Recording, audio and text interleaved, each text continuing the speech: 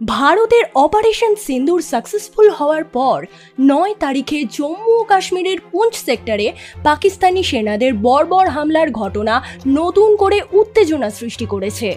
নিয়মিত সংঘর্ষ বিরতি লঙ্ঘনের অংশ হিসেবে পাকিস্তানি বাহিনী সীমান্তের উপর থেকে ভারী গুলিবর্ষণ এবং মর্টার হামলা চালায়। এই আকস্মিক আক্রমণে ভারতীয় সেনাদের মধ্যে হতাহতের খবর পাওয়া গেছে এবং বেশ কিছু সীমান্তবর্তী গ্রামে আতঙ্ক ছড়িয়ে পড়ে। খবর পাওয়া গেছে এই হামলায় প্রায় ১৫ জন সাধারণ মানুষ নিহত হয়েছেন এবং ৪৩ জন গুরুতর অবস্থায় হাসপাতালে ভর্তি। ভারতীয় সেনাবাহিনী পাল্টা জবাব দিয়েছে এবং সীমান্তে কঠোর নিরাপত্তা জোরদার করা হয়েছে। প্রতিরক্ষা মন্ত্রণালয় জানিয়েছে পাকিস্তানের এই উস্কানিমূলক কর্মকাণ্ডের কঠোর জবাব দেওয়া হবে। স্থানীয় প্রশাসন দ্রুত ক্ষতিগ্রস্ত এলাকাগুলিতে ত্রাণ ও উদ্ধার কার্যক্রম চালু করেছে।